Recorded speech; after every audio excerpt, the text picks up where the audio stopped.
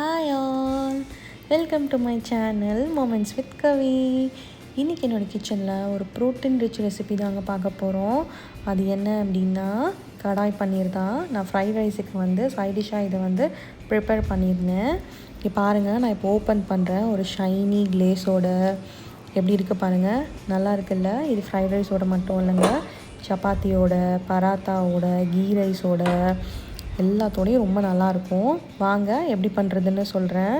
First ஒரு 2 துண்டு இஞ்சி, ஒரு 5 பல் பூண்டு இடித்து எடுத்து வச்சுக்கோங்க. அப்புறம் ஒரு ஹாஃப் கேப்சிகம் ஸ்கொயராக கட் பண்ணிக்கோங்க.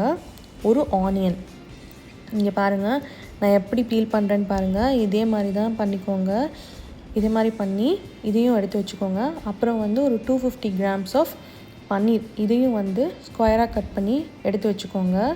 அதுக்கப்புறம் ஒரு பேனை ஹீட் பண்ணிவிட்டு லோ ஃப்ளேமில் வச்சுக்கோங்க. லோ ஃப்ளேமில் வச்சுட்டு தான் இந்த இன்க்ரீடியன்ஸ் எல்லாம் ஆட் பண்ணணும். ஹை ஃப்ளேமில் வச்சா கருகிடுச்சுன்னா நல்லா இருக்காது கிரேவி. அதுக்கு பேனை ஹீட் பண்ணிவிட்டு 3 டீஸ்பூன் கொரியாண்டர், ஒரு 3 ஏலக்காய், 5 கிராம்பு, அப்புறம் ஒரு துண்டு பட்டை. நான் ஜாவித்ரி மிஸ் பண்ணிட்டேங்க இன்க்ரீடியன்ஸ் லிஸ்ட்டில். இங்கே பாருங்கள், நான் ஜாவித்ரி ஆட் பண்ணுறேன். ஒரு ஜாவித்ரி, அப்புறம் ஒரு 2 பே லீவ்ஸு, ஒரு half teaspoon pepper, half teaspoon சீரகம், அதுக்கப்புறம் ஒரு 3 வரமிளகா, 2 காஷ்மீரி மிளகாவும் ஆட் பண்ணிக்கிறேன். காஷ்மீரி மிளகாய் இல்லை அப்படின்னா அதை ஸ்கிப் பண்ணிடுங்க, நான் கலருக்காக ஆட் பண்ணியிருக்கிறேன். இதெல்லாம் ட்ரை ரோஸ்ட் பண்ணணும். லோ ஃப்ளேமில் வச்சு நல்லா ட்ரை ரோஸ்ட் பண்ணிட்டு ஓரளவு அந்த ஸ்மெல்லு வரும்ல, வந்ததுக்கப்புறம் நம்ம ஒரு பிளேட்டுக்கு மாற்றிக்கலாம். பிளேட்டுக்கு மாற்றிட்டு அதே பேனில் எண்ணெய் ஊற்றிட்டு நம்ம சாப் பண்ணி வச்சுருந்தோம்ல, கட் பண்ணி வச்சுருந்தோம்ல ஸ்கொயராக, கேப்சிகம், ஆனியன், பன்னீர், இதெல்லாம் லோ ஃப்ளேமில் தாங்க இதையும் நம்ம வதக்கணும். ஹை ஃப்ளேமில் வைக்காதீங்க, பன்னீர் அடி பிடிச்சிரும். ஸோ அதனால் லோ ஃப்ளேமில் வச்சுட்டு இதையும் சாட்டே பண்ணுங்கள். நம்ம இதை சாட்டே பண்ணிகிட்ருக்க டைமில் நான் ட்ரை ரோஸ்ட் பண்ணேன்ல, அந்த பவுடர் நான் அதை நான் கிரைண்ட் பண்ணி எடுத்து வச்சுருக்கேன். அது ஒரு ஓரமாக இருக்கட்டும். இது ஓரளவு சாட்டே ஆனதுக்கப்புறம் நம்ம ஒரு பவுலுக்கு மாற்றிட்டு திருப்பி அதே பேனில் கொஞ்சோண்டு பட்டர் போட்டுட்டு, அந்த பட்டர் மெல்ட் ஆனதுக்கப்புறம் நான் ஒரு ஆனியனுங்க சாப் பண்ணி வச்சுருக்கிறேன்.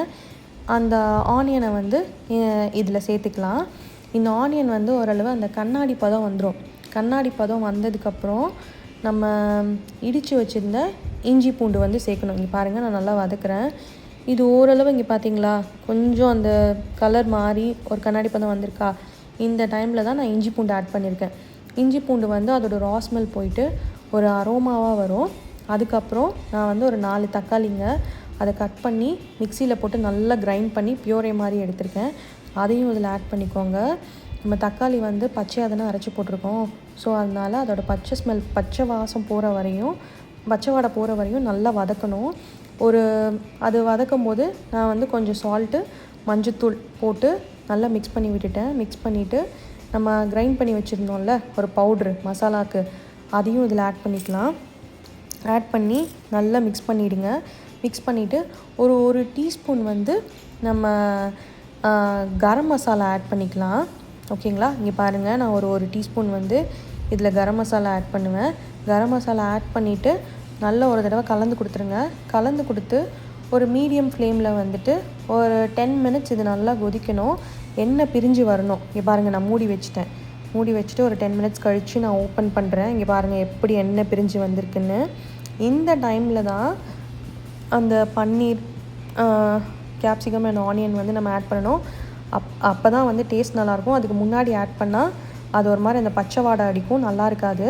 ஸோ ஆட் பண்ணிவிட்டு இதுவும் ஒரு 10 மினிட்ஸ் மீடியம் ஃப்ளேமில் நல்லா குக் ஆகணும்.